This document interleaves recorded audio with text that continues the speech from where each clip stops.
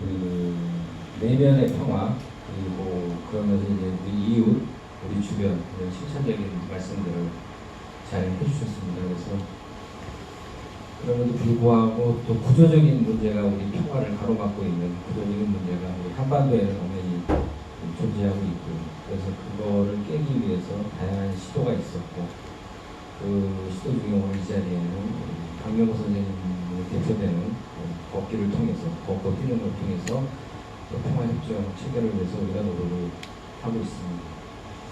이제 그 평화협정을 이야기하려면 먼저 정전협정을 이야기를 해야 되겠죠. 다들 아시겠지만 7월 27일, 바로 어제 1953년 7월 27일이 이제 그 정전협정을 맺은 날입니다.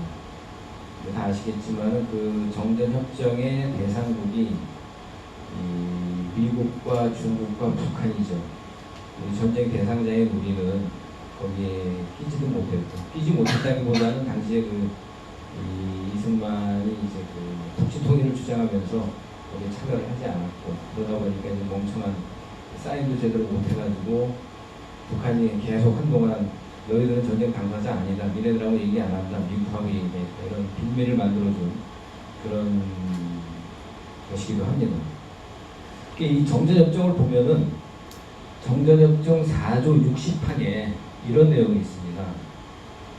3개월 내에 정치회담을 소집하여 외국 군대의 철수와 한반도 문제의 평화적 해결 문제를 협의한다 라고 정전협정 때 이미 어떤 평화협정으로 가기 위한 기본적인 그 조항을 만들어 놨습니다.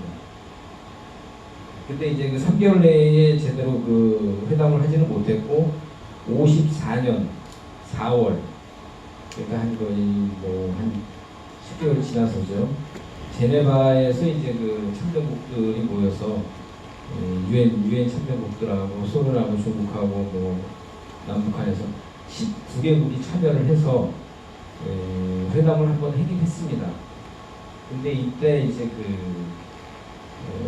미국에서는 이제 유엔 감시하에 어떤 그런 선거를 해라. 그리고 이제 또 우리는 또 한반도가 유일한 대한민국이 한반도 유일한 합법 정부다 뭐 이러고, 북한은 유엔을 배제하고 남북이 이제 연립을 해서 뭘 하자, 이런 식으로 서로 이제 의견이 갈라져서 다른 평화협정으로 가는 그런 발전적인 논의는 하지 못하고 서로 의견만 다르다는 것을 확인을 하고, 그리고 그냥 끝났습니다. 그리고 65년이 지났죠. 1954년으로부터 지금까지. 그래서 평화협정을 위한 노력이 제대로 이제 이야기 되지 않았는데, 최근 들어서 남북 간에 이제 어떤 북미 회담이라든가 이런 걸 통해서 교류가 활성화되면서 이제 평화협정에 대한 국민들의 관심도 많이 높아지고 있습니다. 한동안은 북미회담이 있기 전까지만 해도 많은 사람들이 평화협정을 미국이 하려고 그러는데 북한이 반대해서 안 한 거 아닌가 라고 막연히 생각하고 계신 분들이 의외로 많이 있었습니다. 그러다가 이제 이 평화협정에 대해서 구체적인 내용이 알려지고 하니까 북한은 이미 오래전부터 평화협정을 이야기를 했었던 것이고, 그거를 반대하는 게 오히려 북한이 아니라 미국이다 라는 거를 이제 많은 국민들이 어느 정도 알게 됐죠. 그래서 평화협정이라고 하는 거는 한마디로 이제 전쟁을 종식시키고 상호 교류와 평화적인 관계를 유지하는 것을 제도적으로 이제 만들어 나가자는 하는 것인데, 사실 이 구체적인 평화협정이라는 이야기가 나오진 않았지만은 우선은 남북 간에는 이런 한반도 전쟁 종식을 위한 노력이 전혀 없었던 것은 아닙니다. 가장 가까운 예로 좀 뜻밖이라고 이렇게 생각을 하실 분도 계시지만은, 그 시작은 1972년도 박정희 정권 때 남북 적시적 회담을 통해서 상호 불가침이라든가 우리 민족끼리 통일을 한다 뭐 이런 기본적인 원칙을 사실 그때 논의가 된 게 있죠. 물론 그 당시 남한과 북한의 박정희 정권과 김일성 정권의 의도가 그야말로 우리 민족의 항구적인 평화를 위한 것인지 아니면 자기들의 어떤 권력 기반을 유지하기 위한 것인지, 그런 거에 대한 이견은 있을 수 있지만은 이미 그때 그런 이야기가 나왔고, 그리고 그 이후에 그 노태우 정부 때 또 그 남북기본 그 합의서라든가 이런 걸 통해서 상당히 진전된 그런 교류와 이 불가침에 대한 이야기가 있었고, 그리고 나서 이제 2000년 6.15 선언 때 그런 것들이 바탕이 돼서 그야말로 남북 간의 우리 민족에 대한 자주적인 평화적인 통일 방안을 마련하는 기초를 만들어 왔습니다. 그리고 그 이후에 이제 그 2007년도 10월 4일 날 노무현 대통령이 이제 그 김정일 위원장을 만나서 조금 더 발전된 그리고 세부적인 그런 뭐 개성 논란이라든가 서해안이라든가 이런 거에 대한 이야기가 오고 갔고요. 그리고 2018년 4월 17일, 작년 17일 날 이제 그 역사적인 그 남북 정상이 만나서 판문점에서 만나서 또 이런 거를 해오고, 이렇게 이제 그 꾸준히 이 평화 협정의 사전 단계로서의 어떤 그런 이 움직임이 남북 간에는 계속 있어 왔습니다.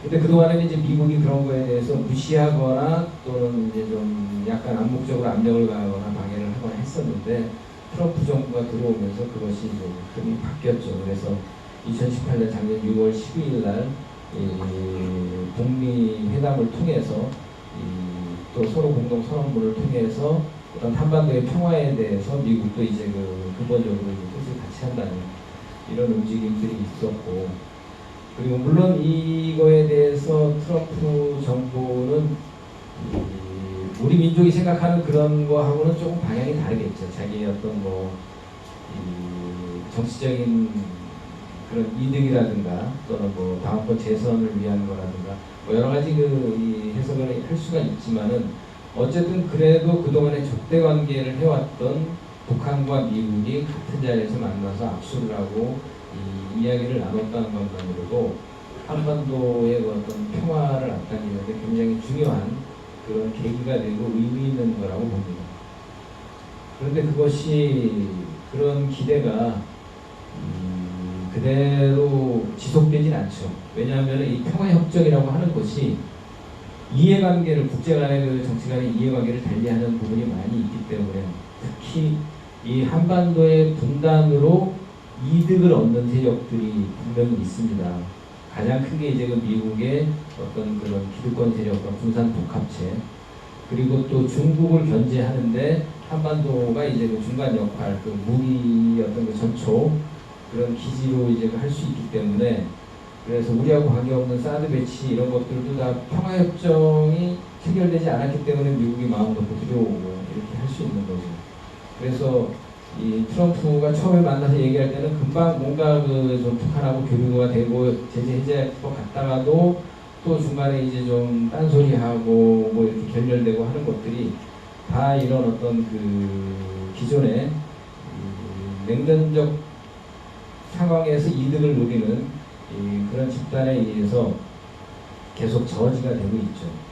특히 이번에 그 일본의 그 아베가 한국에 대해서 그렇게 그 수출 규제를 하는 거는 한마디로 이거는 그 남북이 가까워지고 거기에 미국이 같이 동참하면은 일본으로서는 입지가 줄어들고 이득이 줄어들기 때문에 방해하는 거죠. 노골적으로. 이거는 전쟁 선포나 사실 다름이 없습니다. 총 들고 오지 않았을 뿐이지, 2차 대전 때 일본이 진주만 습격한 것도 미국이 이제 그 석유에 대한 금수 조치를 취한 거잖아요. 그것 때문에 그렇게 직접적으로 했는데, 지금도 그거하고 같이 그렇게 도발을 지금 일본이 하고 있습니다. 그만큼 이제 걔네들은 평화로 가는 길에 대해서 굉장히 두려움과 부담감을 느끼고 있죠. 우리 안에도 그런 세력들이 지금 있고, 그래서 이런 것들을 널리 알리고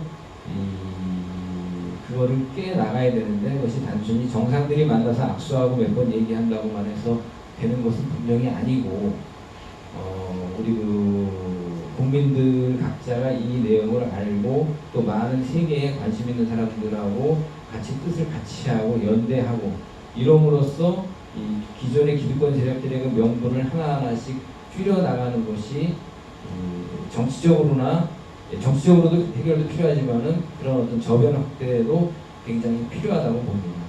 그래서 이 평화의 협정 체결을 위한 노력이 이렇게 우리 강명수 선생님께서 이 미국 대륙을 횡단하면서 널리 알리시고 또 유럽에서부터 아시아까지 또 그 먼 길을 16,000km를 갖다가 이렇게 그 종단을 하시면서 이 널리 알리고 거기에 또 우리 민족 그 각 지역마다 이렇게 또 같이 우리가 참여를 해서 이런 것들 갖다가 잘못된 그동안 왜곡된 시각을 갖고 있는 분들한테 널리 알리고 하는 것이 굉장히 뜻깊은 그런 자리라고 봅니다. 그래서 이 평화협정 체결이 그야말로 이 한반도의 평화를 위한 아주 그 기본적이고 중요한 거기 때문에 이를 위해서 우리 같이 힘을 모으는 그런 자리가 되었다고 보고 앞으로 이런 거를 위해서 한두 번의 이벤트로 끝나는 것이 아니라 지속적으로